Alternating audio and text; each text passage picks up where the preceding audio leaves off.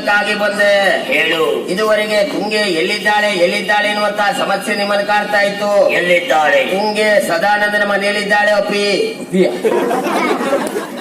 ಸದಾನಂದನ ಮನೆಯಲ್ಲಿ ತುಂಗೆ. ಹೌದು. ಪಂಚಮೂರ್ತಿ ಶತ್ರುವಿನ ಶತ್ರು ಯಮಗೆ ಮಿತ್ರ ಅಲ್ದು ಸಂಕಲನ ಗುಣಾಕಾರ ಪಾದಕಾರ ಸಿದ್ಧಾರ್ಥನಿಗೆ ಮೇಘಘೋಷ ಶತ್ರು ಆಗವು ದೇವಗಾಂಧಾರ ಗಾಂಧಾರ ದೇವ ಗಾಂಧಾರ ದೇವ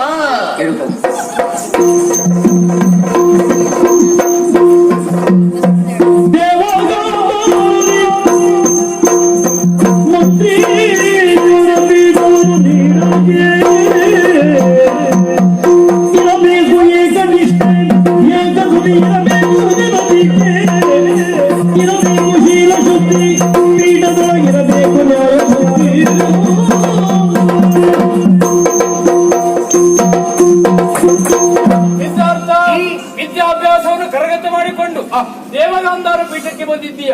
ಈ ಪೀಠವು ಕೆಲವೊಂದನ್ನು ಕೇಳುತ್ತದೆ. ಇರಬೇಕು ಏಕನಿಷ್ಠೆ, ಸರಿ. ನಿಷ್ಠೆ ಎನ್ನುವುದು ಬೇಕು, ದೇಶ ಪ್ರೇಮ ಎನ್ನುವುದು ಬೇಕು, ಸರಿ. ಪ್ರಮುಖವಾಗಿ ಧರ್ಮ ಪತ್ನಿಯನ್ನು ಏಕಾಂಗಿಯನ್ನು ನೀನು ವರಿಸಬೇಕು. ಇದು ದೇವಗಾಂಧಾರದ ಪೀಠದ ಕ್ರಮ ಆಗಿದೆ.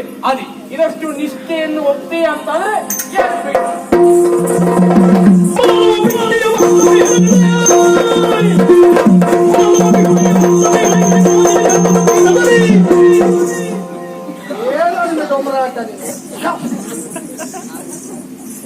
ಶುಭ ಸಮಾರಂಭದಲ್ಲಿ ಬಂದು ಮಧ್ಯಪಥದಲ್ಲಿ ತಡಿತಾ ಇದ್ದೀರಲ್ಲ, ಏನ ಗುರು ಏನ ಹೆಚ್ಚು ಮಾತಾಡೋದಲ್ಲ. ನಿನ್ ಬಗ್ಗೆ ನೀವು ಯೋಚನೆ ಮಾಡು. ಏನ ಏನ ತಿನ್ನೋದಕ್ಕಲ್ಲಿ ಬತ್ತಿ ಬತ್ತಿ ಊದ್ ಬತ್ತಿ ಆಗಿ ಯಾರ ಹೇಳುವ ನೀನ್ ಯಾರ ಹೆಚ್ಚು ಮಾತಾಡೋದು ಸೋಳೆಗಳೇ ಅಲ್ಪರ ಸಂಘ ಅಭಿಮಾನ ಭಂಗ ನೀನಿಲ್ಲ ಮಾತಾಡ್ತಾರೆ. ಶಾಪ ಕೊಟ್ಟವರು ಗುರುಗಳು ಚಾಪಿ ಕೊಟ್ಟರು ಮುಲ್ಕಂತ ಈಗ ಪೀಠವನ್ನ ಏರುವುದಕ್ಕೆ ಮುಂದಾಗ್ತಾ ಇದ್ದೀಯ. ಏನುಂಟ ಅರ್ಹತೆ ನಿನಗೆ? ಎಲ್ಲ ಕಳ್ಕೊಂಡಿದ್ದೇನೆ ಅಂತ ಹೇಳಿ.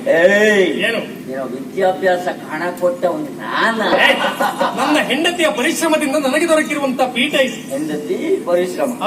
ನಿನ್ನ ಹೆಂಡತಿಯನ್ನ ಮನೆಯನ್ನ ಖರೀದಿಸಿ ನಿನ್ನ ವಿದ್ಯಾಭ್ಯಾಸ ಹಣ ಕೊಟ್ಟ ನಾನ. ಮನೆ ಖರೀದಿಸಿದ ಮೇಲೆ ಹಣ ಕೊಟ್ಟಿರೋ ಮತ್ತಿನ್ನೇನ ಅಷ್ಟಕ್ಕೆ ಮುಗಿಲಿಲ್ಲ. ಇದು ಸಿದ್ಧಾರ್ಥ ನೀನು ಪಂಚಾಯತ್ ಬೇಡ ಹೇಳ. ಏನ ಒಂದು ರಾತ್ರಿ ನನ್ನೊಟ್ಟಿಗೆ ಆಡಿದ್ದ ನಮ್ಮ ಮಾತು ಅಂತಾಗುವುದಿಲ್ಲ. ಮಾತಾಡಿದ ಯಾರು ಸಾಕ್ಷ್ಯ? 5 ಗೊಂಬೆ ಪಂಚಮೂರ್ತಿ ಸಾಕ್ಷಿ. ನಾನೇ ಸಾಕ್ಷಿ ಇದ್ದೇನೆ. ಏನು ಈ ಗೆಣಕ್ ಸ್ವಾಮಿ ಹೆಸರು ಹೇಳಿ ಕುರಿತಿನ ಸಾಕ್ಷಿ ಅಂತ ನನ್ನಲ್ಲಿ ಹಣ ಕೊಟ್ಟ ಅದನ್ನ ಕಾವೇರಿಗೆ ಮುಟ್ಟಿಸಬೇಕು ಅಂತ ಹೇಳಿದ. ಕೊಟ್ಟಿರುವಂತ ಹಣವನ್ನ ಕಾವೇರಿಗೆ ಮುಟ್ಟಿಸಿದೆ. ಪ್ರೀತಿಯಿಂದ ಸ್ವೀಕಾರ ಮಾಡಿದ್ದು. ನನ್ ಜೊತೆ ಬಂದು ಒಂದ್ ರಾತ್ರಿ ಇಬ್ರು ಟೆಂಟನೆ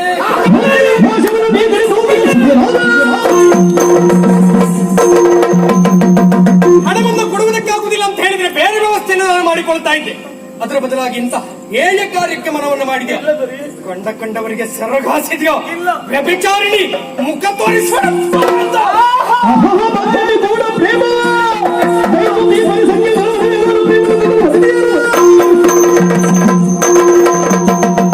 ಯಾರೋ ಏನೋ ಹೇಳ್ತಾರೆ ಅಂತ ಅದನ್ನ ಸತ್ಯ ಅಂತ ನಂಬುವುದಲ್ಲ. ಹೆಂಡತಿಯ ಮೇಲೆ ಎಷ್ಟು ನಂಬಿಕೆ ಉಂಟು, ಪ್ರೀತಿ ಉಂಟು ಅಂತ ಯೋಚಿಸಿ ಮಾತನಾಡಬೇಕಾಗಿ ಹೇಳಿದ್ದು ಘನಶ್ಯಾಮ. ಅವ ಹಿಡಿದ ಕತ್ತಿ ಸೂಚಿಸ್ತದೆ ಮುಂದೆ ಸ್ವಭಾವದವ. ಬರೀ ತುಂಬಿದ ಸಭೆಯಲ್ಲಿ ನಿಮಗೆ ಅವಮಾನ ಆಯಿತು. ಕಾವೇರಿ ನನ್ನಲ್ಲಿ ಹಣ ಬೇಕು ಅಂತ ಕೇಳುವಾಗ ನಿಮಗೆ ಅವಮಾನ ಆಗಲಿಲ್ಲ. ತಂದ ಹಣವನ್ನು ಸ್ವೀಕರಿಸುವಾಗ ನಿಮಗೆ ಅವಮಾನ ಆಗಲಿಲ್ಲ. ಅದರಿಂದಲೇ ಪೀಠ ಏರುವಾಗ ನಿಮಗೆ ಅವಮಾನ ಆಗಲಿಲ್ಲ. ಈಗ ಅವಮಾನ ಅವಮಾನ ಅವಮಾನ. ನನ್ನ ಚಾರಿತ್ರ್ಯದ ಬಗ್ಗೆ ಪ್ರಶ್ನೆ ಹೇಳುವ ನೀವೆಷ್ಟು ಸಚ್ಚಾರಿತ್ರ ಅಂತ ಬೇಕಲ್ಲ. ಮನದ ಮೂಲೆಯಲ್ಲಿ ಗಂಗೆ ಕುರಿತಾಗಿ ಒಂದು ಮಾತಾಡ. ನೀವು ಪ್ರೀತಿಸಿ ಅವಳ ಹೆಸರು ಹೇಳುವ ಯೋಗ್ಯತೆ ಇಲ್ಲ. ನೀವು ಪ್ರೀತಿಸಿ ಕಣ್ಣ ಹೇಳ್ತೀವಿ ಒಳಗೆ ಸರಿ ಇಲ್ಲ. ನಾನು ಪರಿಶುದ್ಧನು.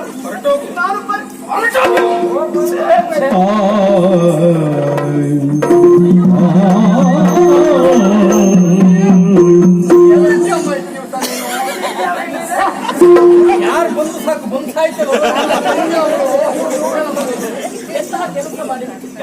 ಹೋಗಿ ಹೋಗಿ ಇನ್ನೊಬ್ಬರ ಮಾತನ್ನ ನಂಬಿಕೊಂಡು ನಿರಪರಾಧಿಯಾದಂತಹ ಕಾವೇರಿನ ಅಪರಾಧಿ ಸ್ಥಾನದಲ್ಲಿ ನಿಲ್ಲಿಸಿಬಿಟ್ರಲ್ಲ. ನಿರಪರಾಧ ಕಾವೇರಿ ಅಗ್ನಿಯಷ್ಟೇ ಪರಿಶುದ್ಧಳು.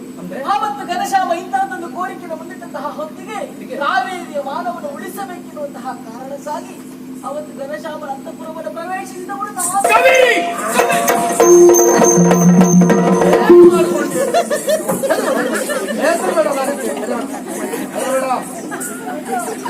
ರಾತ್ರಿ ಬಂದಿದ್ದೀನ ರಾಜಕುಮಾರ ಈ ಮನಸ್ಸನ್ನೇ ನಿಮಗೆ ಒಪ್ಪಿಸಿದ ಮೇಲೆ ಇನ್ನೀ ದೇಹ ನಿಂದೆ ನಾನೇ ನಿಮ್ಮೊಂದು ವಿಷಯ ಹೇಳ್ತೀನಿ ಕೇಳಿ.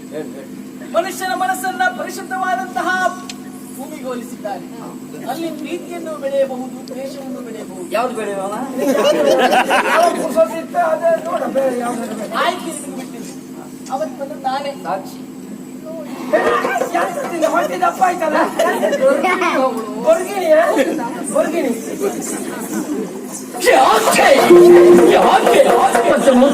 ಮೋಸ ಮಾಡಿಬಿಟ್ಟರು.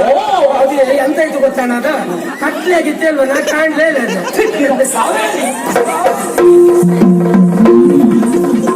ಅಪ್ಪಿಪ್ಪ ನೋಡದಿರು ಮತ್ತು ಹೊರಳಾಡದಿರು ಮತ್ತೆ ಬರುವನು ತಂದೆ ಮನದು.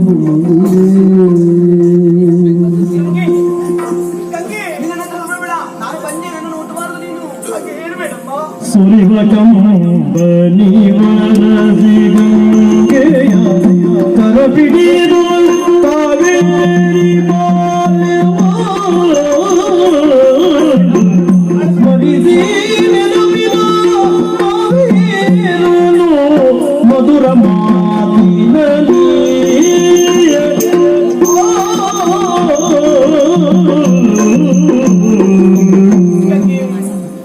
ಯಾಕಮ್ಮ ನೀನು ನಿನ್ನನ್ನು ಬಂಜೆ ಅಂತ ನಿಂದಿಸಿಕೊಳ್ತಾ ಇದೀಯ?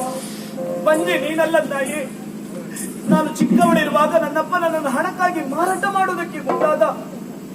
ಅಪ್ಪನಿಗೆ ಹಣವನ್ನು ಒದಗಿಸಿ ಗುರುಮಠಕ್ಕೆ ಕರೆತಂದವಳೆ ನೀನಮ್ಮ. ಅಂದೇ ನಾನು ನಿನ್ನಲ್ಲಿ ಹೆಣ್ತನವನ್ನು ತಾಯ್ತನವನ್ನು ಕಂಡೆ. ನೋಡು, ಮಕ್ಕಳನ್ನು ಹಡೆದವಳು ನಾನು. ನನ್ನಲ್ಲಿ ಪ್ರೀತಿ ವಾತ್ಸಲ್ಯ ಕರುಣೆ ಇರಬೇಕಿತ್ತು. ಆ ಕರುಣೆ ಇಲ್ಲದ ಕಟುಕಿ ನಾನಮ್ಮ, ಬಂಜೆ ನಾನು. ಹೆಣ್ಣಾದ ನಿನ್ನಲ್ಲಿ ತಾಯ್ತನ ಉಂಟಮ್ಮ, ನೀನು ಬಂಜೆ ಅಲ್ಲ. ಆ ಗಂಗೆ ಎಂದೋ ಸತ್ತು ಒಂದು ಕಾವೇರಿ. ಆ ದಿವಸಗಳು ಎಷ್ಟು ಚೆನ್ನಾಗಿತ್ತು. ಆದ್ರೆ ಏನು ಮಾಡೋಣ ಹೇಳಿ, ಇವತ್ತು ಎಲೆ ಚಿಗುರುಗಳನ್ನೆಲ್ಲ ಕಳೆದುಕೊಂಡಿರುವಂತಹ ಗೋಳು ವೃಕ್ಷ ನಾನಾಗಿದ್ದೇನೆ. ಆಸೆ ಹಠ ಎನ್ನುವಂತಹ ಪಂಜರಕ್ಕೆ ಎನ್ನುವಂತದ್ದು ಈ ಮರವನ್ನು ಮುತ್ತಿ ಸರ್ವನಾಶ ಆಗಿ ಹೋಯ್ತು. ಇಲ್ಲ, ನಿನ್ನೆ ಈ ಸ್ಥಿತಿಗೆ ಕಾರಣ ನಾನು. ಮಲ್ಲಿಗೆ ಬಳ್ಳಿಯಾದಂತ ನಾನು ಈ ಮಾಮರವನ್ನು ಸುತ್ತಿ ಹಬ್ಬಬೇಕಿತ್ತು, ಮಾಮರದ ಸೊಬಗನ್ನು ಹೆಚ್ಚಿಸಬೇಕಿತ್ತು. ಆದ್ರೆ ನಾನು ಹಾಗೆ ಮಾಡಲಿಲ್ಲ. ನನ್ನ ಆಸೆಯಿಂದ, ನನ್ನ ಸ್ವಾರ್ಥದಿಂದ ನಾನು ಬಂದಳಿಕೆಯಾಗಿ ನಿನ್ನ ಬದುಕನ್ನೇ ಸರ್ವನಾಶಗೊಳಿಸಿದೆ. ನಿನ್ನ ಗಂಡನಿನಿಂದ ದೂರ ಆಗುವುದಕ್ಕೂ ಕಾರಣ ನಾನಾದೆ. ನಿನ್ನ ಗರ್ಭ ನಶಿಸಿ ಹೋಗುವುದಕ್ಕೂ ಕಾರಣ ನಾನಾದೆ. ಮೇಘಘೋಷದಿಂದ ನಿನಗೆ ಅವಮಾನ ಆಗುವುದಕ್ಕೂ ಕಾರಣ ನಾನಾದೆ. ನನ್ನ ಬದುಕಿಗೆ ಎಷ್ಟೆಲ್ಲ ಉಪಕಾರ ಮಾಡಿದವಳು ನೀನು. ಆದ್ರೆ ನಿನ್ನ ಬದುಕನ್ನು ನಾನು ಬರಲಾಗಿಸಿದೆ. ನಮ್ಮ ವ್ರತ ನಿನ್ನ ಮೇಲೆ ಆರೋಪಿಸಿಕೊಳ್ತಾ ಇದೆಯಾ ಗೆಳತಿ? ಅದಲ್ಲದೆ ಹೋದ್ರೆ ಅವಶ್ಯಂ ಅನುಭೋಕ್ತವ್ಯಂ ಅಂತ ಹೇಳಿದ್ರು. ಮನುಷ್ಯ ಮಾಡಿರುವಂತಹ ಪಾಪ ಪುಣ್ಯಗಳನ್ನೆಲ್ಲ ಅವನೇ ಅನುಭವಿಸಬೇಕಂತ ಕರ್ಮ ಫಲಗಳನ್ನ. ನಾನೀಗ ನಾನು ಮಾಡಿರುವಂತಹ ಎಲ್ಲ ಪಾಪಗಳಿಗೆ ಫಲವನ್ನು ಅನುಭವಿಸ್ತಾ ಇದ್ದೇನೆ. ಅದು ನಾನು ಅನುಭವಿಸಬೇಕಾದದ್ದು. ಆದ್ರೆ ನಿನಗೆ ಹಾಗಲ್ಲ. ದೇವರು ಉತ್ತಮವಾದಂತಹ ಬದುಕನ್ನು ಕೊಟ್ಟಿದ್ದಾನೆ. ಸಿದ್ಧಾರ್ಥನ ಜೊತೆಗಿನ ನಿನ್ನ ಬದುಕನ್ನು ದೂರದಲ್ಲಿ ನಿಂತು ಕಂಡು ನಾನು ಸಂತೋಷ ಪಡ್ತೇನೆ ಗೆಳತಿ. ಏನಮ್ಮ ಇದು? ನೀನು ಸರ್ವವನ್ನು ಕಳೆದುಕೊಂಡ ಬಳಿಕ ನಾನು ಯಾವ ಸಂತೋಷವನ್ನು ನೆಮ್ಮದಿಯನ್ನು ಅನುಭವಿಸಿ ಹೇಳು? ನಿನ್ನ ಬದುಕನ್ನು ಸರಿ ಮಾಡಬೇಕೆನ್ನುವ ಉದ್ದೇಶಕ್ಕಾಗಿ ನಿನ್ನ ಮನೆಯನ್ನು ನಾನು ನಿರ್ಮಿಸಿದ್ದೆ. ಅಮ್ಮ, ಗುರುಗಳಾಡಿದ ಮಾತು ಮರೆತೋಯ್ತ ನಿನಗೆ? ಮಕ್ಕಳೇ, ನೀವು ಮಹಾರಾಣಿಯಾಗಿ ಮೆರೆಯಬಹುದು, ಸಂಪತ್ತಿನಲ್ಲಿ ತೇಲಾಡಬಹುದು. ಅದು ಜೀವನದ ಉದ್ದೇಶವಲ್ಲ, ಅದು ಧ್ಯೇಯ ಅಲ್ಲ. ಹೆಣ್ಣಾದವಳು ತಾಯಾಗಬೇಕು, ತಾಯಿಯಲ್ಲ. ಆ ಅವಕಾಶ ದೇವರು ಕೈಯಾರೆ ಕೊಟ್ಟು ನನ್ನ ಕೈಯಾರೆ ನಾನು ಅದನ್ನ ಹುಸಿಗೊಳಿಸಿ ಬಿಟ್ಟೆ. ಅಲ್ಲ, ಈ ಸುಗ್ಗಿ ಬಿಟ್ಟೆ, ಹೊಸಗಿ ಬಿಟ್ಟೆ. ಏನ್ ಮಾಡೋಣ ಹೇಳಿ? ಆ ಹಂತ ನನಗದ ಅರ್ಥ ಆಗಲಿಲ್ಲ. ಬದುಕಿನಲ್ಲಿ ಆ ತಾಯಿ ಆಗುವುದಕ್ಕೆ ಸಾಧ್ಯವೇ ಇಲ್ಲ. ಅಮ್ಮ, ಗರ್ಭವನ್ನು ಕಳೆದುಕೊಂಡಂತ ನಿನಗೆ ಮತ್ತೆ ಮಕ್ಕಳಾಗುವುದಿಲ್ಲ ಎನ್ನುವ ಸತ್ಯ ನನಗೆ ಅರಿವಾಯಿತು. ಅದಕ್ಕಾಗಿ ನನ್ನ ಮಡಿಲಿನಲ್ಲಿರುವಂತಹ ಮಗುವನ್ನು ನಿನ್ನ ಮಡಿಲಿಗೆ ಹೆಚ್ಚಾಗಿ ವರ್ತಿಸಬೇಡ. ಒಂದು ಕಾಲಕ್ಕೆ ನಾನು ಬಯಸಿದ್ದನ್ನೆಲ್ಲ ಪಡೆಯಬೇಕೆನ್ನುವ ಕಾರಣಕ್ಕೆ ಕೊಲೆಯನ್ನು ಮಾಡುವುದಕ್ಕೆ ಹೇಸದ ಹೆಣ್ಣು ನಾನು. ಆದ್ರೆ ಇವತ್ತು ನಾನು ತಾಯಿ ಆಗ್ಬೇಕೆನ್ನುವಂತಹ ಆಸೆಯಲ್ಲಿ ನಿನ್ನ ಮರಳಿದ ಮಗುವನ್ನು ಕಸಿದುಕೊಳ್ಳುವಷ್ಟು ಕೆಟ್ಟವಳಾಗಬೇಕು ಎಂದು ಭಾವಿಸಬೇಡ. ಇಲ್ಲ ಗಂಗ, ಈ ಹಿಂದೆ ದೇವಕಿ ಇತ್ತಂತ ಮಗು ಶ್ರೀಕೃಷ್ಣ ಯಶೋದೆಯ ಮಡಿಲೇರಿದಾಗ ಆಕೆಯ ಸ್ತನಗಳಲ್ಲಿ ಹಾಲು ಜಿನುಗಿತ್ತಂತೆ. ಇದರ ಅರ್ಥ ಏನು? ಹೆಣ್ಣಾದವಳು ಮಕ್ಕಳನ್ನು ಹಡೆದೇ ತಾಯಾಗಬೇಕು ಅಂತಿಲ್ಲ. ಮಕ್ಕಳನ್ನು ಪಡೆದು ತಾಯಿತನದ ಸೌಭಾಗ್ಯವನ್ನು ಅನುಭವಿಸಬಹುದಮ್ಮ. ನೀನು ತಾಯಾಗಬೇಕು.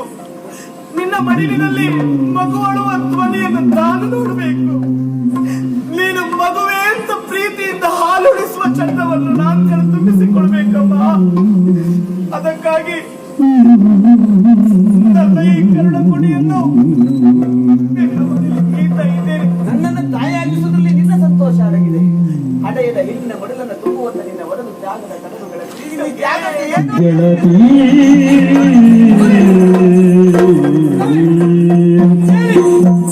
ಯಾವ ಅಪರಾಧವನ್ನು ಮಾಡಿದವಳು ನೀನಲ್ಲ. ಅಪವಾದವನ್ನು ಹೊತ್ತು ಇಲ್ಲಿವರೆಗಾಗಿ ಯಾಕೆ ಒಲಗೆ? ಸರಿ, ಪ್ರಪಂಚದಲ್ಲಿ ಅಪರಾಧ ಮಾಡಿದವರೇ ನಾನು ಅಪರಾಧಿ ಎಂದು ಒಪ್ಪಿಕೊಳ್ಳುವುದಿಲ್ಲ. ನಿರಪರಾಧಿಯಾದಂತ ನಾನು ಇದ್ದ ಅಪವಾದವನ್ನೆಲ್ಲ ನನ್ನ ಮೇಲೆ ಹೇರಿಕೊಂಡೆ. ಗಂಗೆಯ ಬದುಕು ಬಂಗಾರವಾಗಬೇಕೆನ್ನುವ ಆಸೆ ಇದ್ದವರೇ ನೋಡಿ, ಅಂದು ನಾವು ಗಂಗೆಯ ಮನೆಯನ್ನು ಸೇರಿದಾಗ ಗಂಗೆಯ ಜೊತೆಯಲ್ಲಿ ಆಡುತ್ತಿದ್ದಂತ ಏಕಾಂತದ ಮಾತುಗಳನ್ನೆಲ್ಲ ನಾನು ಕೇಳಿದೆ. ಇನ್ನು ನಿಮ್ಮ ಮನದ ಮೂಲೆಯಲ್ಲಿ ಗಂಗೆ ಶಾಶ್ವತವಾಗಿದ್ದಾಳೆ ಎನ್ನುವ ಸತ್ಯ ನನಗೆ ಅರಿವಾಯಿತು ದೊರೆಯೇ. ಪರಮ ಸತ್ಯ ಮತ್ತೊಂದಿದೆ. ಈ ಕಾವೇರಿ ನಿಮ್ಮ ಸತಿಯಾಗುವುದಕ್ಕೆ, ಸಂಪತ್ತು ಸೌಭಾಗ್ಯವನ್ನು ಅನುಭವಿಸುವುದಕ್ಕೆ ಮೂಲ ಕಾರಣ ಯಾರು ಗೊತ್ತೇ? ಅಂದು ದಾರಿಯ ಬದಿಯಲ್ಲಿ ಬಿದ್ದಂತ ಅನಾಥ ಶಿಶುವನ್ನು ಗುರುಮಠಕ್ಕೆ ಕರೆತಂದು ಸಕಲ ವಿದ್ಯೆಯನ್ನು ಕೊಡಿಸಿದ ಗಂಗೆ ಕಾರಣ. ಆದ್ರೆ ಗಂಗೆಯ ಸ್ಥಿತಿಯನ್ನು ನೋಡಿದರೆ ಹಣೆಯ ಸಿಂಧೂರವಿಲ್ಲದೆ, ಕೊರಳ ಮಾಂಗಲ್ಯವಿಲ್ಲದೆ ವಿಧವೆಯಾಗಿ ಮೂಲೆಯಲ್ಲಿ ಬಿದ್ದಿದ್ದಾಳೆ. ಅವಳ ಆ ರೀತಿ ನೋವನ್ನು ಅನುಭವಿಸುವಾಗ ಯಾವ ಸಂತೋಷ, ಯಾವ ನೆಮ್ಮದಿಯನ್ನು ನಾನು ಪಡ್ಲಿ ಹೇಳಿ? ಅದಕ್ಕಾಗಿ ನಾನು ಹಡೆದ ಮಗುವನ್ನು ಅವಳ ಮಡಿಲಿಗೆ ಅವಳ ಮುಖದಲ್ಲಿ ನಗು ಮೂಡಿತದೆ. ಆ ನಗು ಶಾಶ್ವತವಾಗಿ ಉಳಿಯುವುದಿಲ್ಲ. ಆ ನಗು ಶಾಶ್ವತವಾಗಿರಬೇಕು ಅಂತಾದ್ರೆ ನೀವೊಂದು ಉಪಕಾರ ನನಗಾಗಿ ಮಾಡ್ತೀರಿ. ಏನೇ ನೀವವಳ ಹಣೆಯನ್ನು ತುಂಬಬೇಕಾದ್ರೆ ಸಿದ್ಧಾರ್ಥ, ಸಿದ್ಧಾರ್ಥ, ಯಾವ ಕಾರಣಕ್ಕೂ ಸಾಧ್ಯ ಇಲ್ಲ. ಒಪ್ಪಿಕೊಂಡಂತೆ ಹೋದು ಅಂತಾದರೆ ಇಲ್ಲಿಯವರೆಗೆ ನೀನು ಕಲಿತಂತ ವಿದ್ಯೆ ಮಣ್ಣು ಪಾಲಾಗಿ ಹೋಗು. ಬೇಡ ಸ್ವಾಮಿ, ನನಗೆ ಯಾವ ಸಿರಿತನ ಬೇಡ, ಯಾವ ದೊರೆತನ ಬೇಡ. ನಾನು ಪ್ರೀತಿಸಿರುವಂತ ಕಾವೇರಿ ನನ್ನೊಟ್ಟಿಗಿದ್ರೆ ನನಗಷ್ಟೇ ಸಾಕು ಸ್ವಾಮಿ, ಅಷ್ಟೇ ಸಾಕು, ಅಷ್ಟೇ.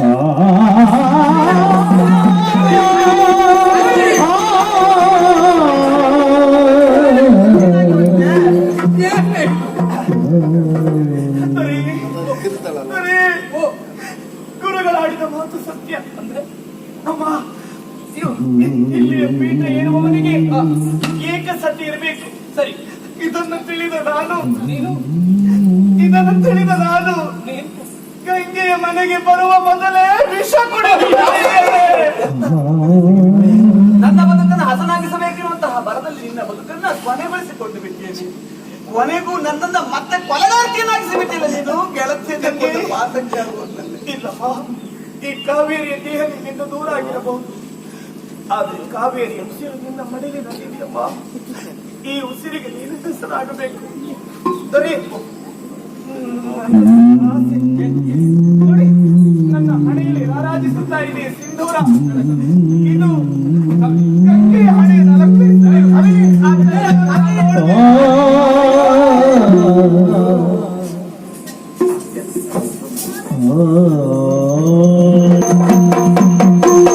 ತ್ಯಾಗ ಎಂದ್ರೆ ಏನು ಎನ್ನುವುದನ್ನ ಜಗತ್ತಿಗೆ ತೋರಿಸಿಕೊಟ್ಟವು ನೀವು ಸ್ನೇಹಿತೆಯರು. ಅಕ್ಕ, ಕಾವೇರಿಯನ್ನು ನಾನು ಪ್ರೀತಿಸಿದೆ ನಿಜ. ನಾನು ಪ್ರೀತಿಸಿದ ಕಾವೇರಿ ನನಗೆ ಸಿಗಲಿಲ್ಲ. ಆದ್ರೆ ನನ್ನನ್ನು ಪ್ರೀತಿಸಿದ ತುಂಬ ಇವತ್ತು ನನ್ನೊಟ್ಟಿಗಿದ್ದಾಳೆ. ಇವರನ್ನೇ ನನ್ನ ಮದುವೆಯನ್ನು ಹಾಗೆ ಧನ್ಯನಾದ ಶಿವ. ಆವತ್ತು ನಿಮ್ಮ ಸಂತೋಷವಾಗಿ ನನ್ನ ಪ್ರೀತಿಯನ್ನು ತ್ಯಾಗ ಮಾಡಿದವಳು ನಾನು. ಕೊನೆಗೂ ನಮ್ಮ ಮನಸ್ಸಿನಲ್ಲಿ ಅರ್ಥವಾಯ್ತಲ್ಲ, ನನಗೆ ಇಷ್ಟೇ ಸಾಕು. ಸಿದ್ಧಾರ್ಥ, ಮೇಲ್ನೋಟಕ್ಕೆ ನನ್ನ ಕುರಿತಾಗ ತಪ್ಪಾಗಿ ಭಾವಿಸಿಕೊಂಡಿದ್ದೀರಾ. ಸತ್ಯ ಸಾಹಿತ್ಯನ ಈ ಪ್ರಸಂಗದಲ್ಲಿ ಪ್ರಾಣಾಯಕನಲ್ಲವೇ ಅಲ್ಲ. ಒಂದು ಸಮಾಧಾನ ಉಂಟು. ಇಲ್ಲಿಯೂ ಮೇಘಘೋಷ ಸೋತು ಗೆದ್ದವನಿದ್ದೇನೆ. ನನ್ನ ತಂಗಿ ಬಂದಿದ್ದಾಳೆ, ಸಿಗಬೇಕಾದಂತ ಭಾವ ಘನಶ್ಯಾಮ ಸಿಕ್ಕಿದ್ದಾನೆ. ಸಂತೋಷವಾಗ್ತದೆ. ಸರಿ, ಕಾವೇರಿ ನಮ್ಮೊಟ್ಟಿಗಿಲ್ಲ ಎನ್ನುವ ಹಾಗೆ ಬೇಸರಿಸುವುದು ಬೇಡ. ಕಾವೇರಿ ನಮ್ಮನ್ನು ಬಿಟ್ಟು ಎಲ್ಲೂ ಹೋಗಲಿಲ್ಲ. ನಿನ್ನ ಮಡಿಲಲ್ಲಿ ಮಗುವಾಗಿ ಮಲಗಿದವಳೆ ಕಾವೇರಿ. ಈ ಹೆಣ್ಣು ಮಗುವಿಗೆ ಕಾವೇರಿ ಅಂತಲೇ ಹೆಸರನ್ನು ಇಡುವುದು. ಬೆಟ್ಟದ ತಪ್ಪಲಿನಲ್ಲಿ ಹುಟ್ಟಿರುವುದು 3 ಜೀವನದಿಗಳು, ಗಂಗೆ, ತುಂಗೆ, ಕಾವೇರಿಯರು ಎನ್ನುವ ಹಾಗೆ ತ್ರಿವೇಣಿ ಸಂಗಮವಾಗಿ ತ್ಯಾಗ ಶರದಿಯನ್ನು ಸೇರಿದ ಹಾಗೆ ಗಂಗೆ, ತುಂಗೆ, ಕಾವೇರಿಯರು ಒಂದಾಗಿ ಅರಮನೆಯಲ್ಲಿ ಸಂತೋಷವಾಗಿ ಉಳಿಯಬೇಕೆನ್ನುವುದು ಆ ಕಾವೇರಿಯ ಸಂಕಲ್ಪ. ೀಲೋಕೀವರ ತುಂಡಿ ಆ ದೇವರಿದರ ತುಂಡಿ ಮೇಲೊಂದು ಸಾವಿರ ತಂತಿ ನೀಡೋನಿಗರ ರಾಜೂಂದಿ ನದಿಯೊಂದು ಹರಿದ ನೀಡಿ ಕಡಲನ್ನು ಸೇರೋ ನೀಡಿ ಬಾಳು ಬಯಲೊಳಗೆ ತುಂಗೆ ಕಾವೇರಿ ಗಂಗೆ ತುಂಗೆ ಕಾವೇರಿ ಆದಿದೇವ ಸಕಲಾಗಮ ಪೂಜಿತ ಯಾದವ ಕುಲ ಮೋಹನ